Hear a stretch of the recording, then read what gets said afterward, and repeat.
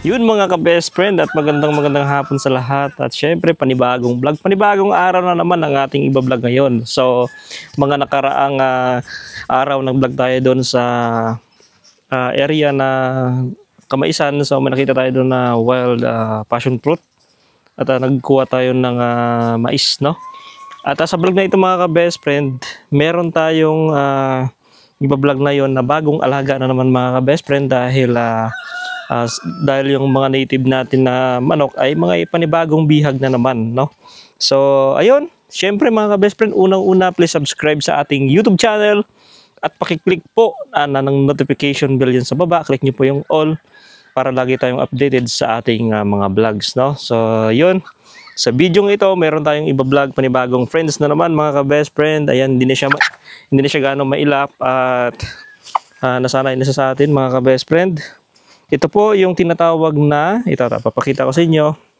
Yan, manok po ito na ito po yung tinatawag na kung sa English, ito po yung tinatawag na red jungle fowl, no? Ito siya.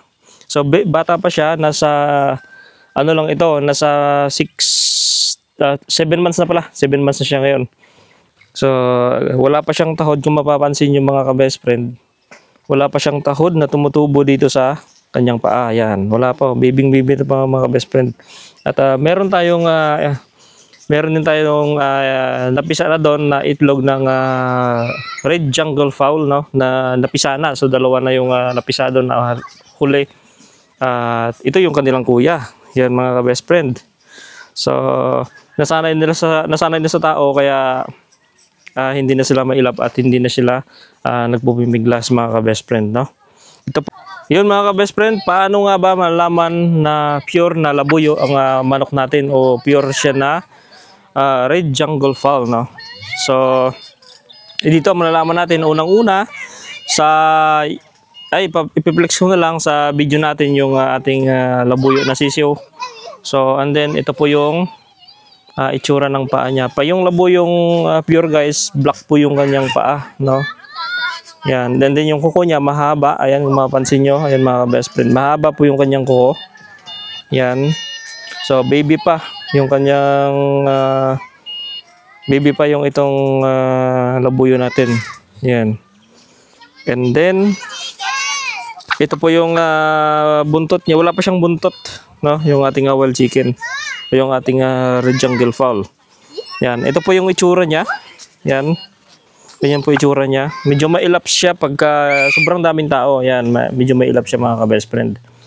And then, isa sa palatandaan, yung tuka niya medyo itim. Yan. Itim po yung tuka niya. Yan po. At meron siyang parang dot sa kanyang tenga o leeg niya. Ito, bandang leeg. May dot siya na white. Yan po yung yan po yung palatandaan ng isang wild chicken. Yan. Then ang kanyang bigat mga ka-best friend nitong 7 months natin na wild chicken ay nasa kalahating kilo yung bigat niya. Yan. So usually yung mga wild chicken hindi na gaano lumalaki talaga. Minsan yung mga parang laki niya yung ordinary lang na native na chicken. Yan. At napapansin natin medyo pumupula na yung balahibo niya sa bandang dito sa buntot. Yan, dito po ay nagiging pula, kumbaga gumaganda na yung balahibo niya dito. Ito, nagre-red na siya. Yan. So, kumakapal na yung kanyang balahibo. And then, kadalasan sa mga red jungle fowl ay meron siyang mahabang puyos, yung pakpak dito. Yan, no?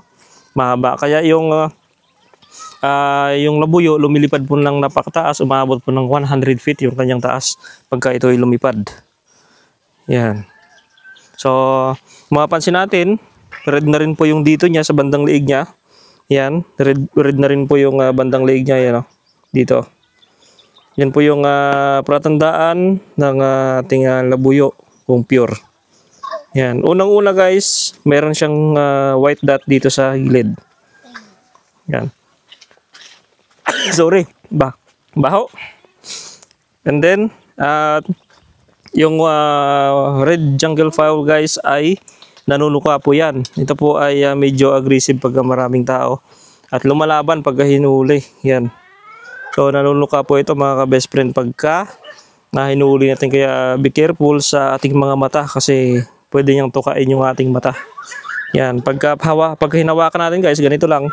Yan. Ganito lang paghawak natin sa wild chicken. Huwag natin ilalapit sa mata yung ang kanyang ulo o yung tuka niya. Kasi pwede pong tukain yung ating mata. So yan mga best friend, ang labuyo ay ang edad nito ay umaabot sa 20 years pataas, no, according sa research sa record. So yun mga best friend, pagka mag-alaga kayo nito, kunyari may nahuli kayo na ganito kalaki or mas malaki pa dito konti, ang pagkain po na pwedeng ipakain sa kanya muna ay mag-start sa mais na crack or palay. Huwag po sa feeds dahil hindi po siya masyadong kakain ng feeds dahil maninibago siya sa kanyang pagkain. And then dapat meron siyang tubig talaga na stock sa kanyang kulungan o sa kanyang bahay, no? At importante na maalagaan siya sa tubig, no? Kasi sa forest ay malamig. Yan, merong tubig talaga, napunta sila sa mga ilog para uminom. Kaya itong labuyo ay dapat ay nalalagyan lagi ng tubig mga ka-best friend. So ito yung kaliskis niya mga ka-best friend. Makita nyo, manipis lang. Yan. Manipis lang yung kanyang kaliskis sa paa. Yan. At malipis lang yung kanyang paa. Maliit lang mga ka-best friend. At ang mapansin natin dito, yung kuko talagang napakahaba compare doon sa mga native natin na manok. Yan o. Mahaba yung kuko niya, yung mga paa niya. Yan, mahaba po mga ka-best friend. Yan. So, yun, ulitin natin, ang edad po nito ay nasa 7 months lang po.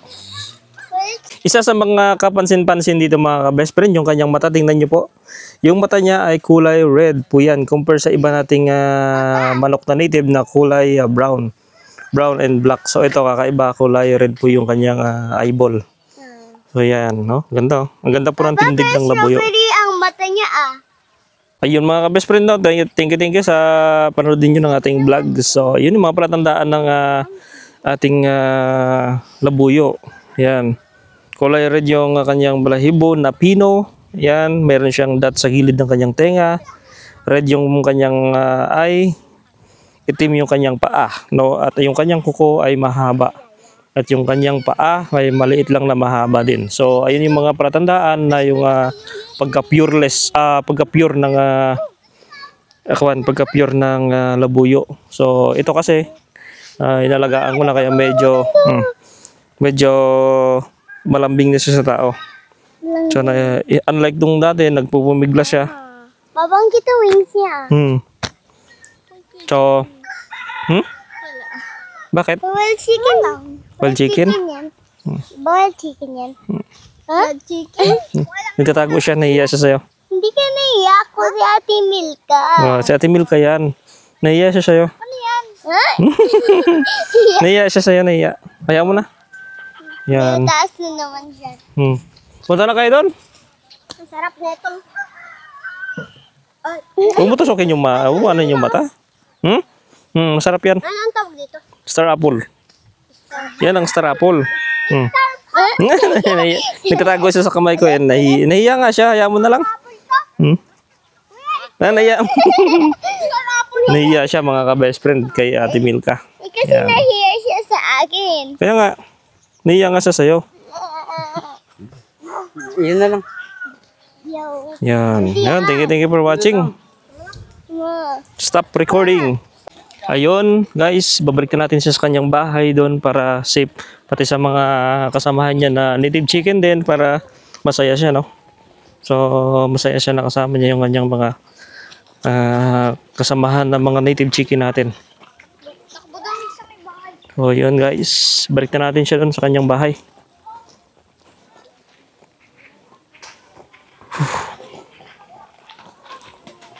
Stop recording. Ito naman din naman to pure eh. Paan mo na oh. Ayun, pure yan. Hindi, mestizo. Mestizo rin. Ganda ng pilo, no? Ayos oh. Ganda ng pilo. Ayos. Ha? Oo. Yan. Ito maama na to kay Manel? Hindi pa. Ay, hindi pa. Kaya nga nilagay ko kanyan para mabilis umamo. Hmm. Umamo pa, no? Uy! Lalo. Ganito lang pala diskarte. Uy! Ah, naman. Lambiting ka tuloy. Yan, ito din ang mga mistiso. Pero kung kailangan ko ba? Dala bag na